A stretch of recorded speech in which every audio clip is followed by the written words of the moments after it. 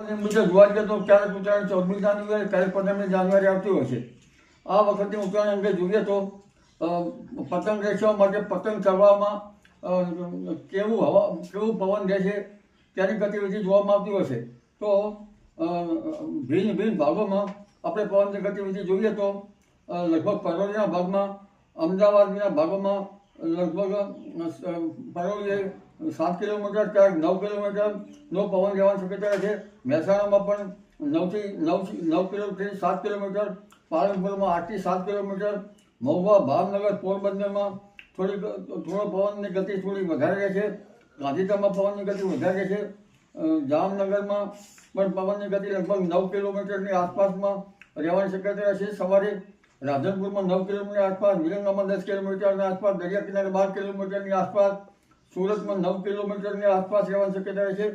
અને દરિયા કિનારે કેટલા ભાગમાં 13 કિલોમીટર આસપાસ રહેવાની શક્યતા રહે છે.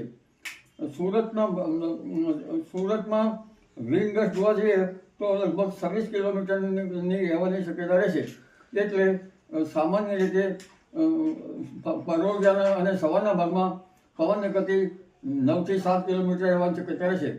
બપોરે 10 વાગ્યાની આસપાસ 6 થી 7 કિલોમીટર મહદ ભાગોમાં, અને બપોરે 1 વાગે 6 થી 7 કિલોમીટર, અને સાંજે 4 વાગે 6 થી 7 કિલોમીટરની આસપાસ રહેવાની શક્યતા રહે છે. પરંતુ વિન્ડ ગસ્ટ કેટલાક ભાગોમાં, એટલે કે પવનના લહેરાની ગતિવિધિ ક્યારેક વધારે છે તો કોઈ ભાગમાં 15 કિલોમીટર અને કેટલાક ભાગમાં 15 થી 20 કિલોમીટરની આસપાસ રહેવાની શક્યતા રહે છે. સુરતમાં વિન્ડ ગસ્ટ આંચકાનો પવન 26 કિલોમીટરની આસપાસ રહેવાની શક્યતા રહે છે. એટલે સામાન્ય રીતે પતંગ રચવા માટે, પતંગ ચગાવવા માટે સમય સાનુકૂળ રહેશે. પરંતુ વચ્ચે પવનના લહેરા આવે ત્યારે ઢીલ મૂકવી પડે. એટલે એકંદરે આ ગતિ સારી રહેશે. તારીખ 15મી તારીખે પણ પવનની ગતિ કંઈક સવારે ઓછી અને દિવસ દરમિયાન પણ ક્યારેક વધારે કે ક્યારેક ઓછી રહેવાની શક્યતા રહેશે. ક્યારેક પવનની ગતિ 5 થી 6 કિલોમીટર, ક્યારેક 4 કિલોમીટર પરોળીના ભાગમાં રહી શકે.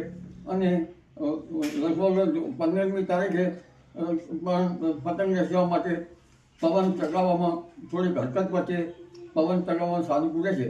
એટલે 14મી જાન્યુઆરીએ પવન ચગાવવા માટે, પતંગ વેચવા માટે સારો રહેવાની શક્યતા રહેશે. અલબત્ત વિન્ડ ગસ્ટ તો ક્યારેક રહે ત્યારે ઢીલ છોડવી પડે. જી.